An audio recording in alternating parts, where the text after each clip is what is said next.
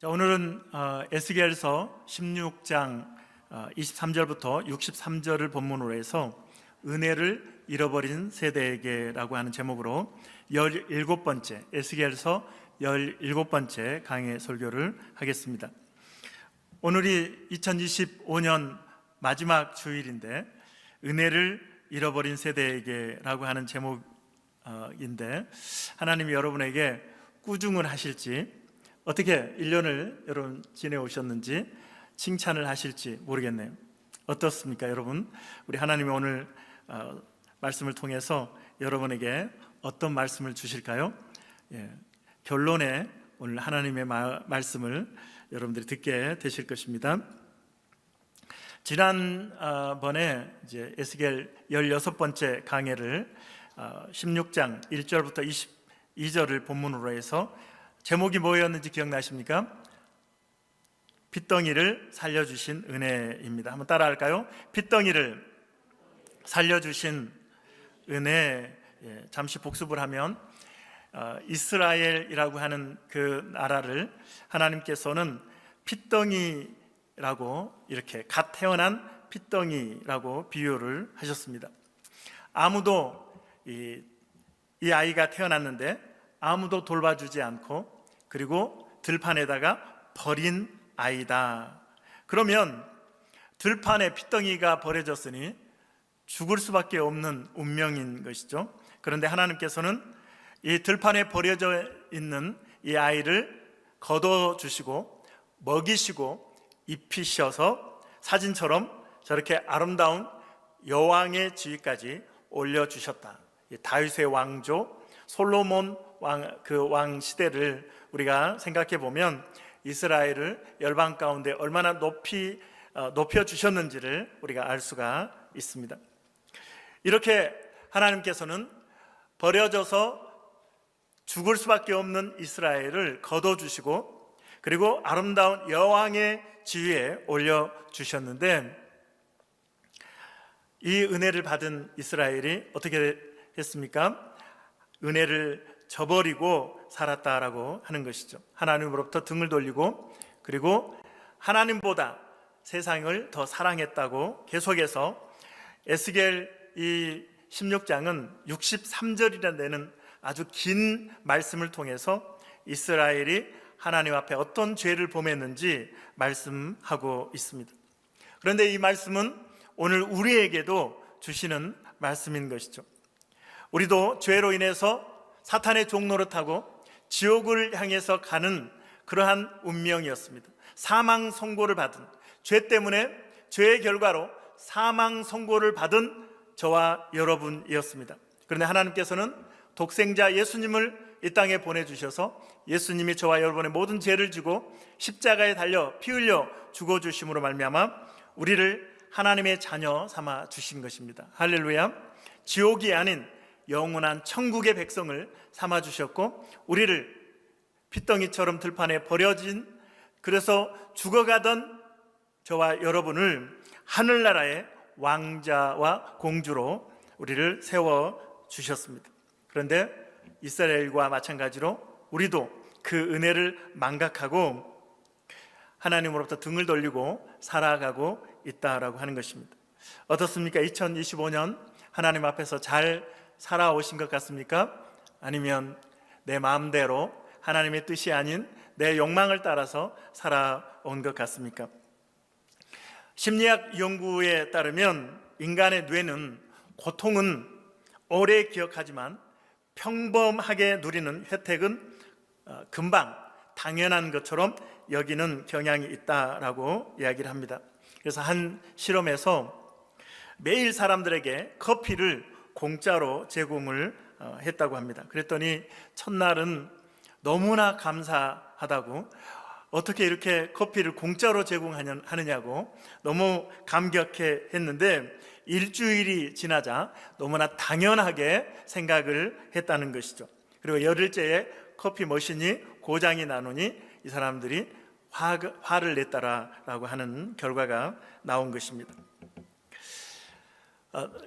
이 은혜를 너무나 당연하게 여기고 그리고 그 은혜를 잊어버리는 것이 사실은 대부분 인간의, 저도 마찬가지고 그런 본성이 아닌가 생각이 됩니다.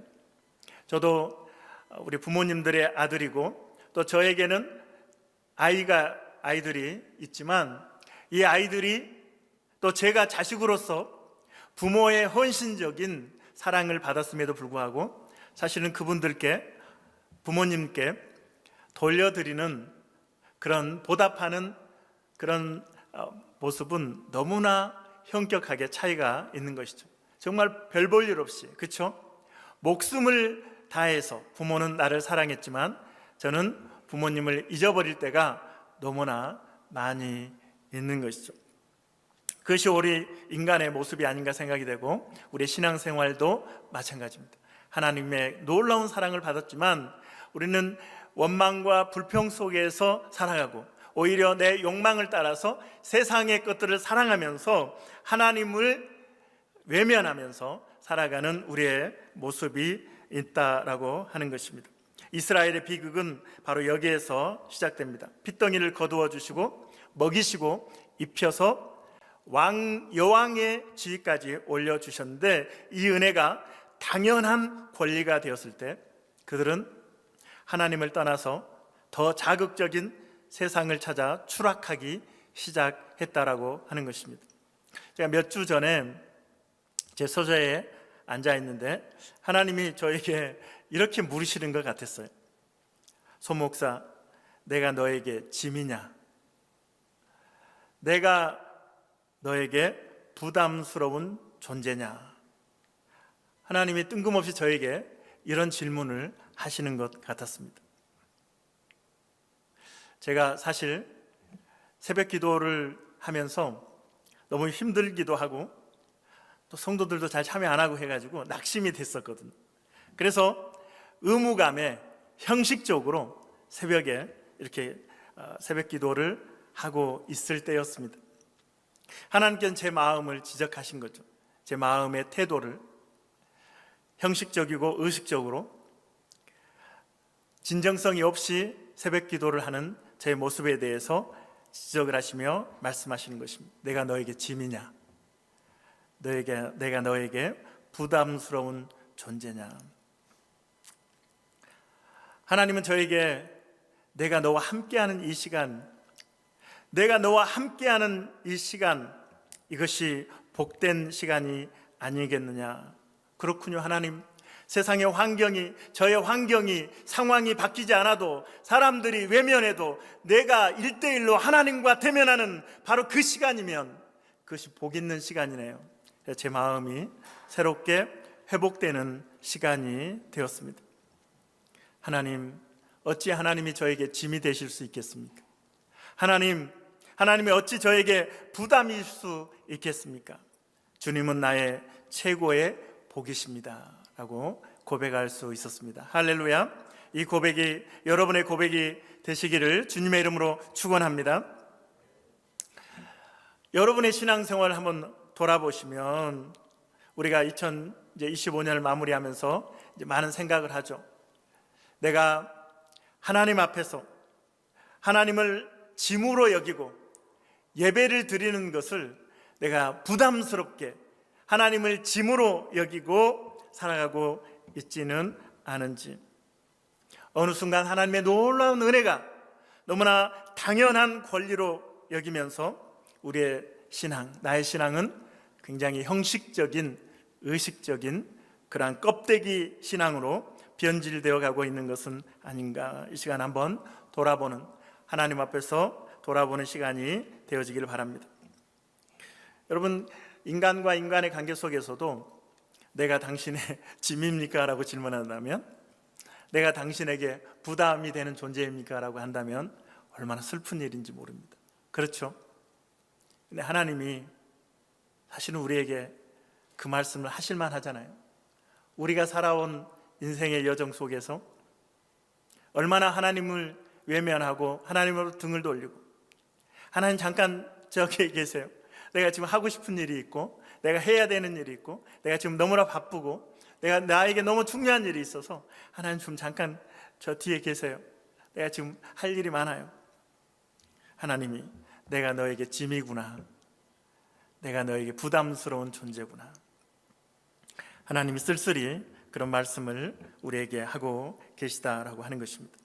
이스라엘 백성들이 놀라운 하나님의 은혜를 입었음에도 불구하고 하나님의 은혜를 잃어버렸을 때 오늘 에스겔 16장에서 하나님은 이스라엘이 사창가에서 몸을 파는 창기, 창녀와 같다고 비유를 하고 있습니다. 여러분들이 16장을 읽어보셨는지 모르겠지만 저는 16장을 듣고 읽고를 아주 수없이 했습니다. 그러면서 이 16장에 기록된 이 적나라한, 이 음란한 그런 비유들을 정말 입에 담기도 힘든 그런 묘사들이 있는 것을 보게 되는데, 그래서 가장 수위가 낮은 것만 오늘 추려서 함께 봉독하도록 하겠습니다. 먼저 28절부터 29절 읽겠습니다. 28절. 내가 음욕이 차지 아니하여 또 아수르 사람과 행음하고 그들과 행음하고도 아직도 부족하게 여겨 장사하는 땅 갈대아에까지 심히 행음하되 아직도 족한 줄을 알지 못하였느니라.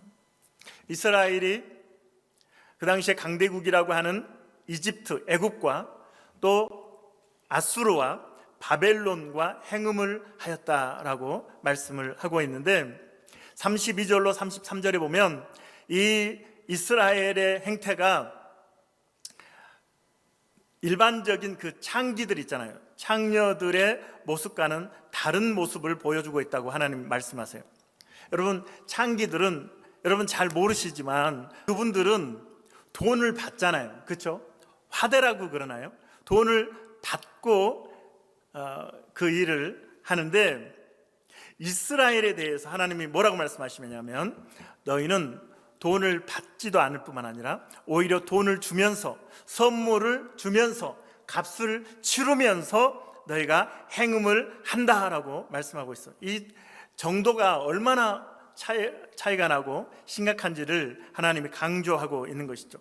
창기들은 돈을 받고 하는데 너희들은, 이스라엘 백성들은, 나의 택한 백성들은 너희들은 돈을 받지도 않고 오히려 돈을 주면서, 그런데 그 값을 주고 선물을 주는 것이 누구로부터 받은 것이냐? 바로 하나님으로부터 받은 것, 하나님이 주신 것들을 가지고 오히려 그 음란한 짓을 하는데 대가로 지불하고 있다라고 하는 것입니다. 그러한 이스라엘의 이 모습이 주변의 이방 나라들에 대해서 성경을 얼마나 신랄하게 하나님은 징계를 하시고 또 책망을 하십니까? 사마리아의 죄에 대해서, 소돔의 죄에 대해서.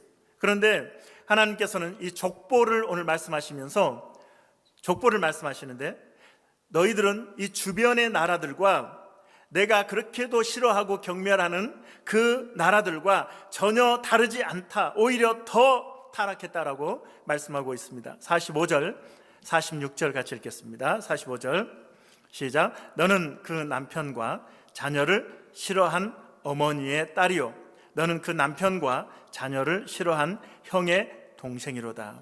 내 어머니는 햇사람이요 내 아버지는 아모리 사람이며 내 형은 그 딸들과 함께 내 왼쪽에 거주하는 사마리아요 내 아우는 그 딸들과 함께 내 오른편에 거주하는 소돔이라.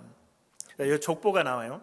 아버지가 이 아모리 사람이고 어머니가 헷 사람이고 그리고 언니, 여기 형이라고 되어 있는 언니는 사마리아고 아우는 소돔이다라고 하는 족보를 말씀하고 있는데 이것은 사실이 아니죠. 그렇죠? 혈통적 족보를, 가족을 이야기하는 것이 아닙니다.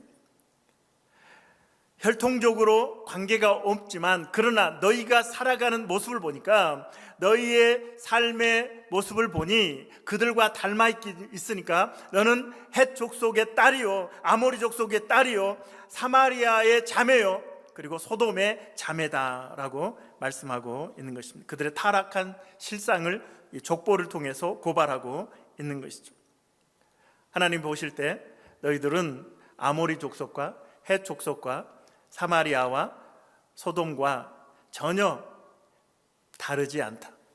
내가 너희를 특별히 하나님 내 자녀로, 내 백성으로, 선민으로 이렇게 택했는데 그들이 하나님의 백성으로서의 아이덴티티, 이 정체성을 잃어버렸기 때문에, 소금이 맛을 잃어버렸기 때문에, 빛을 내지 못하기 때문에 전혀 차별성이 없다는 거예요.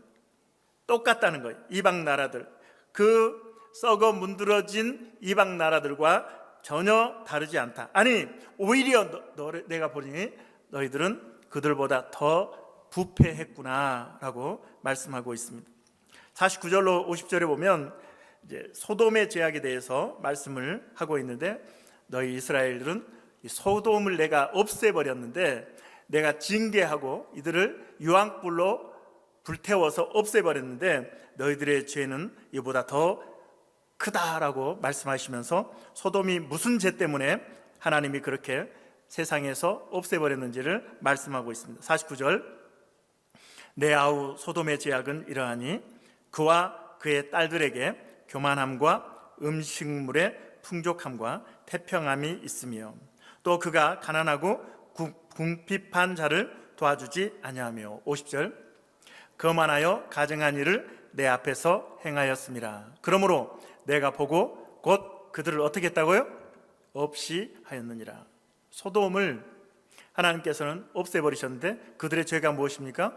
교만한 죄였고, 또한 음식물의 풍족함과 태평한 중에도 가난하고 궁핍한 자들을 도와주지 않았다라고 말씀하고 있습니다. 우리는 생각할 때 이 성적인 죄, 음란의 죄가 굉장히 크다고, 그리고 다른 죄들은 뭐 이웃을 도와주지 않고 섬기지 않았다고 하는 것은 그렇게 큰 죄가 아니라고 우리는 여기잖아요. 그렇죠? 누가 뭐 간음을 했다거나 음란한 죄를 지었다고 하면 뭐 엄청난 비난이 쏟아질 것입니다.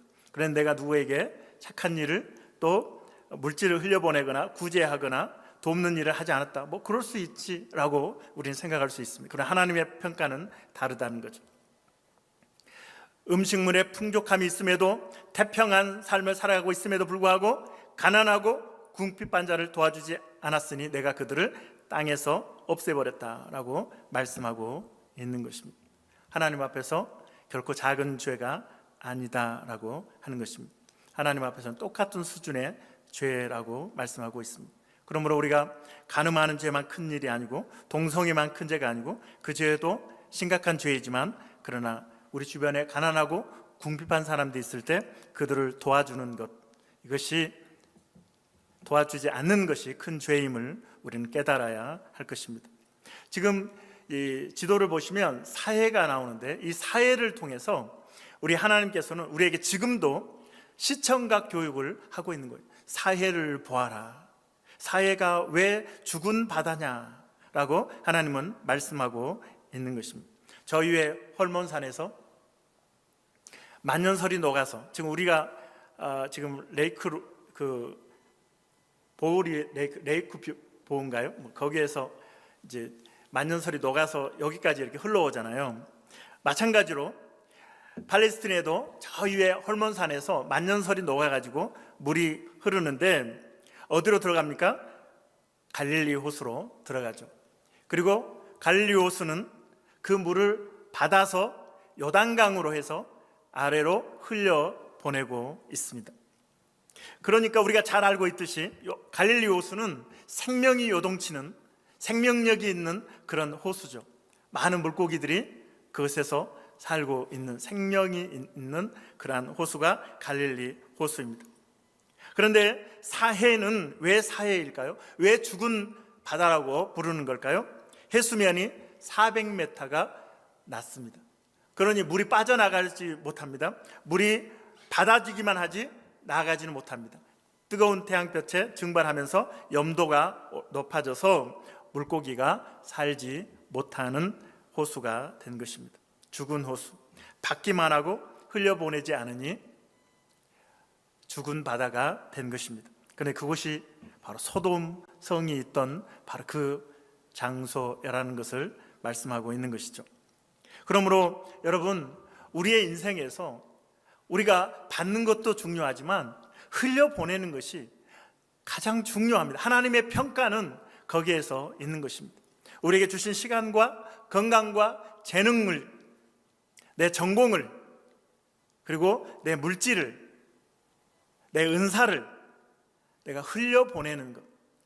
귀찮아, 그냥 나만 편하게 살 거야 라고 살아가는 것은 하나님께 점수를 받을 수 없다라고 하는 거예요. 흘려보내고 나누며 베푸는 것을 통해서 우리는 하나님 앞에 좋은 점수를 받을 수 있다라고 하는 것입니다. 사람의 영혼과 물질도 사해 바다 갈릴리 호수를 통해서 우리는 교훈을 받는 것, 받기만 하는 것이 아니라 흘려보내는, 그래서 사해처럼 고여서 죽어가는 죽은 바다가 되는 것이 아니라 오히려 나누면, 흘려보내면 내 삶이 복의 통로가 되고 내 삶이 생명력이 넘치는 인생이 된다라고 하는 사실을 여러분 기억하시길 바랍니다. 한번 따라하겠습니다. 나눔은 나를 살리는 생명력이다. 나눔은 나를 살리는 생명력이다. 이 사실을 우리는 잊지 않아야 합니다. 누구에게 나눌 것인가, 어디에다 흘려보낼 것인가를 우리의 기도 제목의 첫 번째로 두어야 할 이유가 여기에 있는 것입니다. 왜냐하면 거기에서 내가 살기 때문에 그렇습니다. 내가 살고 우리 가정이 살기 때문에 그렇습니다. 그래서 흘려보내면 내가 굶어 죽을 것 같고 내가 가난해질 것 같지만 하나님의 비밀은 더 풍성해지고 생명이 넘치는 인생을 살게 되고 마음의 기쁨과 평안이 있고 하나님의 놀라운 은혜를 누리는 인생이 된다라고 하는 것을 여러분 기억하시기 바랍니다. 유대인들이, 이스라엘 백성들이 착각하는 것이 있었는데 주변에 사마리아를 보고 또 소돔을 보면서 나는 더 괜찮은 사람이야, 우리는 더 괜찮은 민족이야, 우리는 아브라함의 후손이야, 우리는 하나님의 택한 백성이야 라고 하면서 자만하는 마음이 있었다는 거예요. 우리는 그래도 괜찮지, 사마리아보다는 괜찮지, 소돔보다는 괜찮지.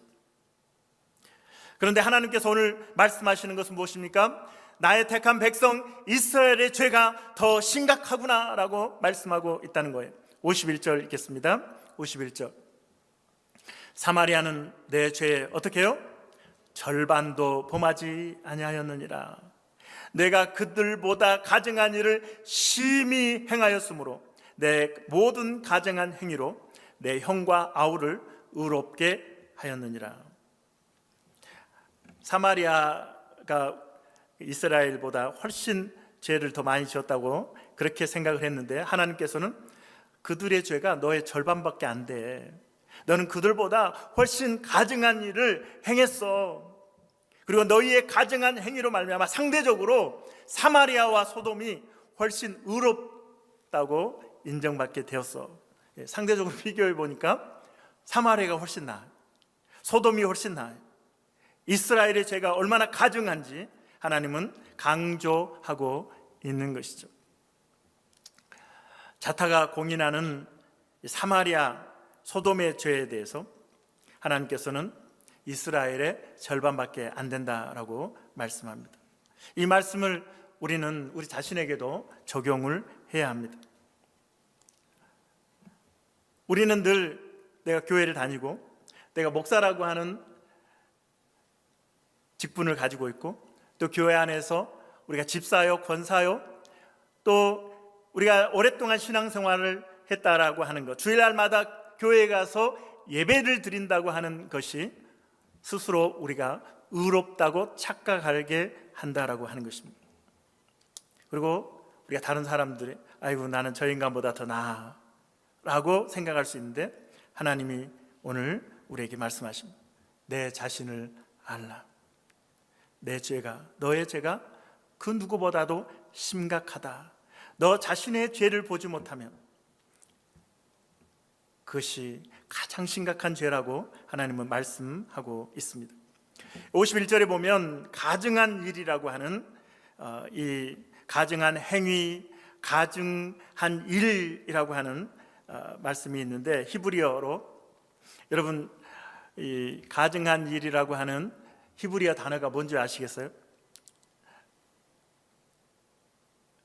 히브리어 단어를 보니까 토에바예요. 토에바. 뭔가 이게 매치가 되죠. 가증한 일, 가증한 행위와 토에바. 히브리어 여러분 단어 외우기가 쉽죠. 토에바. 가증한 일, 가증한 행위. 토에바. 더럽고 냄새가 나고, 그래서 그것 때문에 그것이 너무나 역겨워서 토할 것 같은 구토를 유발하는 바로 그러한 상태를 지칭하는 것, 여기에서 유래한 단어가 바로 토에바라고 하는 것입니다. 가증한 일. 여기에 해당하는 성경에서 이야기하는 죄악들이 우상을 숭배하거나 근친상간, 동성애, 인신제사 이런 것들을 이야기할 수 있습니다. 영어 표현에 보면 남색하는 자, 동성연애자를, 영어가 어떻게 되는지 아세요? 영어 번역을 가지고 있는 분들이 보면 사도마이트라고 하는 단어를 쓰고 있는 것을 보게 됩니다.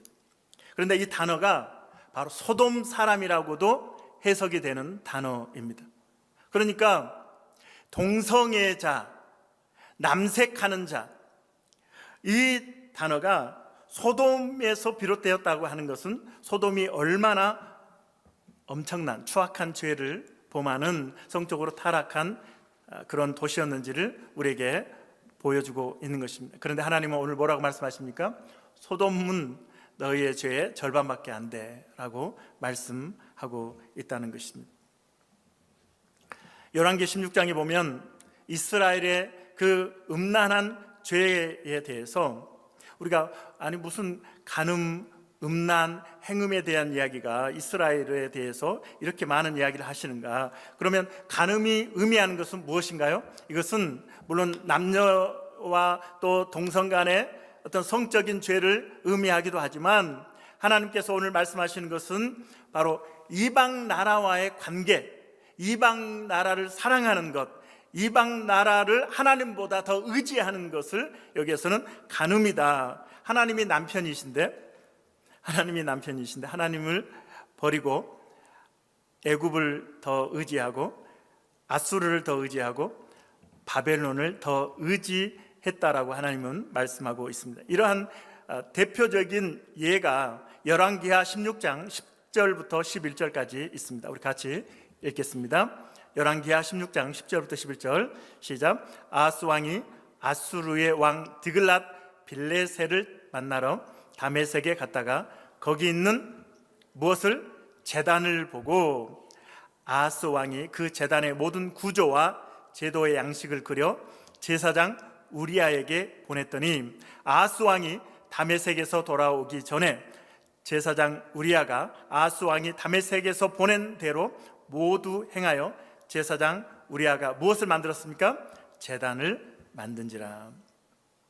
이 남유다의 아하스 왕이 다메섹으로 아수르 왕 디글랏 빌레셋을 만나러 갔습니다.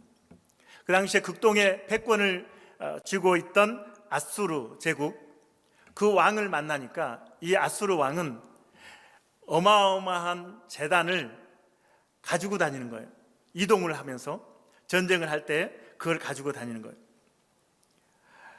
대제국, 고대 근동의 그 패권을 쥐고 있는 아수르가, 그 아수르 왕이 섬기는 신, 그 신에게 제물을 드리는 제단, 이거 우리가 도입해야 되겠다.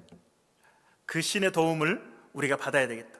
그래가지고 이 아하스 왕이 그것을 설계도를 그린 거예요. 그리고 그 설계도를 예루살렘 성전에 있는 우리아라고 하는 제사장에게 보냈어요. 내가 도착하기 전에 이 제단을 예루살렘 성전에 완성해놔. 그렇게 명령을 했고, 이 우리아 선지자는 왕이 시키는 대로 예루살렘 성전의 제단을, 이방신의 제단을 거기에다가 설치를 했다라고 하는 것입니다. 그러면 예루살렘 성전에 제단이 몇 개 있습니까? 몇 개가 된 거예요? 2개가 된 거죠. 하나는 하나님께 제사를 드리는 제단이 있고, 또 하나는 아수르의 신, 이방 신에게 제사하는 제단을 새로 만들게 된 것입니다. 종교 혼합주의죠.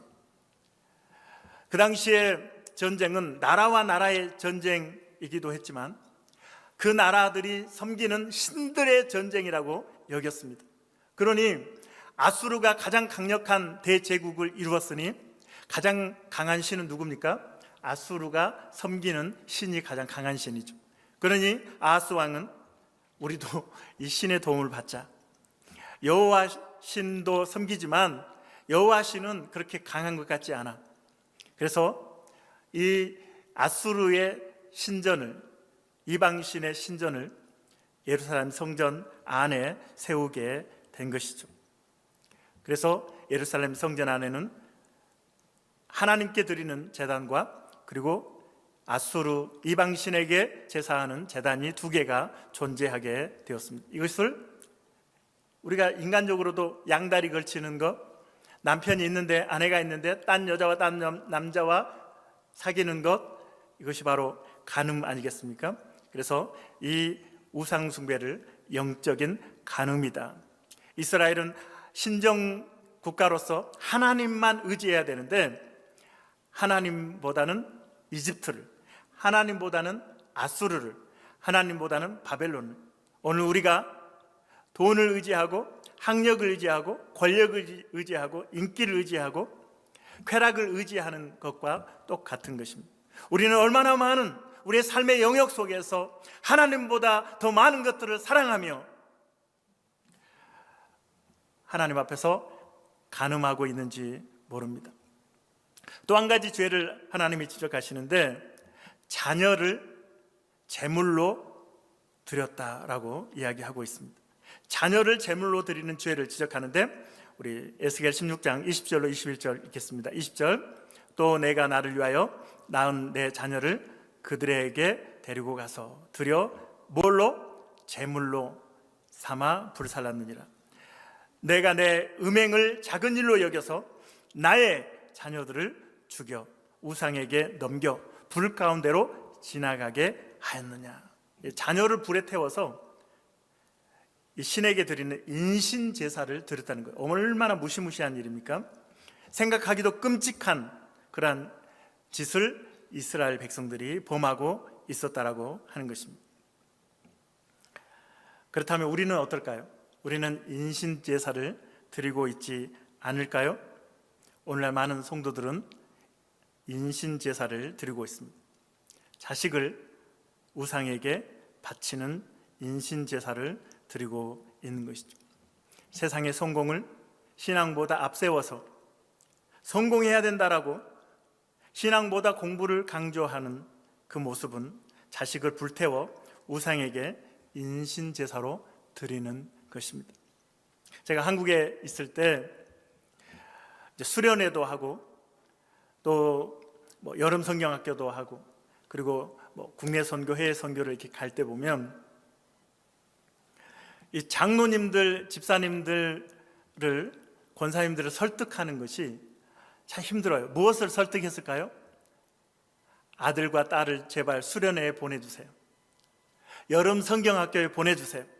국내 선교회, 해외 선교회 보내주세요. 그런데 장로님, 권사님, 집사님들이 방학 동안에 학원 가야지. 무슨 수련회입니까? 무슨 성경학교입니까? 무슨 선교입니까? 라고 하면서 학원으로 보낸다는 것이죠. 주일날도 고3이 공부해야지, 대학 가야지, 너 그래서 대학 가겠어? 하면서 주일날도 교회로 보내는 것이 아니라 학원으로 등 떠미는 부모들, 성도들, 이것이 바로 우상에게 자식을 불태워 죽이는 인신제사, 현대판 인신제사가 되는 것입니다. 얼마나 무섭고 두려운 일입니까? 그 영혼들이 지옥의 문턱에서, 지옥의 문 앞에서 서성이고 있는 것이죠. 사랑하는 성도 여러분, 우리 교회가 수련회도 하고 성경학교도 하고 단기선교 또 코스타 등 우리 다음 세대를 위해서 우리가 섬기는 그런 행사들을 할 때 우리 어른들은 책임감을 가지고 눈물로 아이들을 위해서 기도해야 합니다. 그 아이들이 참여할 수 있도록 다른 어떤 것보다도 우선순위로 수련회에 가서 하나님을 만나야 너의 인생에 소망이 있다. 여름 성경학교에 참여해서 예수님을 믿어야 한다. 코스타에 참여해서 국내 선교, 해외 선교에 참여해서 살아계신 하나님, 역사하신 하나님을 만나지 않으면 너의 인생은 소망이 없다. 하나님을 만나야 한다. 여러분들이 눈물로 기도하며 자녀들의 등을 떠밀어서 세상 성공이 아닌 신앙이 성공하도록 여러분들이 힘을 써야 할 것입니다. 그러면 자녀가 세상에서 실패하느냐, 망하느냐? 그렇지 않습니다. 다니엘은 그의 신분이 무엇이 되었습니까? 이방 나라에서 총리가 되었습니다. 바벨론, 메데 페르시아의 총리로 그는 쓰임 받았습니다. 요셉은 이집트의 총리가 되었습니다. 다윗은 대성군이 되었습니다. 최고의 이스라엘의 왕이 되었습니다. 에스더는 왕비로 하나님 앞에 쓰임 받았습니다. 하나님을 만나면 스피릿이 살아나고 삶의 방향이 건강해지고 건전해지고 영혼을 살리고, 그래서 하나님의 사랑을 흘려보내면서 세상을 살리는 진정한 아름다운 삶을 살게 되는 것입니다. 그래서 교회가 소망이고 희망이고, 그래서 교회를 통해서 영혼들이 살아나게 되는 것입니다. 이러한 역사들이 저와 여러분 우리 사랑의 교회에서 일어나기를 주님의 이름으로 축원합니다. 이제 말씀을 마무리하겠습니다. 심판을 받을 수밖에 없는 이스라엘의 죄를 오늘 말씀에서 에스겔 16장에서 지적을 하고 있는데, 오늘 본문 말미에 16장 말미에 대반전이 일어납니다. 하나님의 말씀 60절을 읽겠습니다. 16장 60절 시작. 그러나 내가 너의 어렸을 때에 너와 세운 언약을 기억하고 너와 영원한 언약을 세우리라. 할렐루야. 밑도 끝도 없는 거예요. 이스라엘 백성들이 회개했다느니, 하나님 앞에 돌아왔다느니, 하나님 앞에 선을 행했다느니, 이런 말씀이 있는 게 아니에요. 하나님은 심판을 계속해서 말씀하시고 그들의 죄에 대해서 채찍질 하시지만, 그러나 하나님은 결국 하나님의 본심이 60절에 드러나는 거죠. 그러나 내가 너의 어렸을 때와 너와 세운 언약을 기억하고 너와 영원한 언약을 세우리라. 우리는 끝도 없이 하나님의 은혜를 당연하게 여기기도 하고, 또 하나님이 나를 버리셨다고 생각하고 원망하기도 하고 불평하기도 하고 하나님으로부터 등을 돌려서 끊임없이 분초마다 하나님으로부터 멀어지는 선택을 우리는 하지만, 하나님은 영원한 짝사랑으로 여러분과 저를 찾아오셔서 내가 너의 어렸을 때와 너와 세운 언약을 기억하고 너와 영원한 언약을 세우리라. 버려져 죽을 수밖에 없던 핏덩이 같은 우리를 하나님은 하나님의 자녀로 삼아 주셨을 뿐만 아니라 결코 우리를 떠나지 아니하시고, 결코 우리를 버리지 아니하시고, 결코 우리를 포기하지 아니하시고, 이 정도면 아멘 한번 하셔도 되는데, 결코 우리를 떠나지 아니하시고 결코 우리를 버리지 아니하시고 결코 우리를 포기하지 않으신 하나님은 십자가의 그 사랑으로 영원한 언약을 우리와 맺어 주셨습니다. 영원한 생명을 우리에게 주신 것입니다. 우리의 공로가 아닌 것이죠. 우리가 잘나서 그런 것이 아닙니다. 하나님의 사랑으로 우리를 붙잡아 주신 것입니다. 2025년을 마무리하면서 우리가 돌아보면 수많은 순간마다, 저도 목사이지만 99% 그 세월들을 하나님으로부터 아마 멀어지는 선택을 하면서 살아왔던 것 같습니다. 세상을 향하여 좀 더 나에게 말초신경을 자극하는 그러한 길을 따라서 현실적인 내 유익을 따라서 하나님 잠깐 뒤에 계세요 하면서 내가 원하는 그 길을 걸어왔던 것 같습니다. 그러면 엄청 혼나야 되는데 하나님이 오늘 마지막 주일에 저와 여러분에게 하시는 말씀은 그래도 내가 너희를 사랑한다고 말씀하신다는 겁니다. 내가 너희를 포기하지 않았고 내가 너희를 버리지도 않고 떠나지도 않고 내가 너희를 그래도 끝까지 책임져 주겠다고. 내가 너희와 맺은 언약은 영원한 언약이다. 너희의 태도와는 상관없는 나로부터 일어난 완전한 사랑이고 은혜라고 하나님 말씀하십니다. 내가 너희를 여전히 사랑한다. 2026년에도 내가 너희를 사랑할 거야. 그 하나님의 사랑을 조금이나마 마음에 느끼셔서 나같이 부족하고 연약한 자를 그렇게 사랑하십니까 하나님? 저 같으면 100번 1000번 버리고 포기하고 등을 돌렸을 것 같은데 여전히 저를 사랑한다고 하십니까? 면목 없습니다. 하나님 앞에 감사의 기도를 올려드리는 저와 여러분이 되시기를 주님의 이름으로 축원합니다. 이 시간에 우리 찬양하겠습니다. 정결한 마음 주소서. 하나님의 그 놀라운 사랑을 우리가 마음에 새기면서 그 하나님의 품에 우리가 안길 수 있는 것은 우리가 회개하고 정결한 마음을 가질 때입니다. 예수 그리스도의 십자가의 보혈로 나를 수용시켜 주시고 나를 정결하게 하여 주시어서 주님의 품에 안기고 싶습니다. 이 시간에 우리 주님을 사랑하는 마음으로 고백합니다. 정결한 마음 주시옵소서.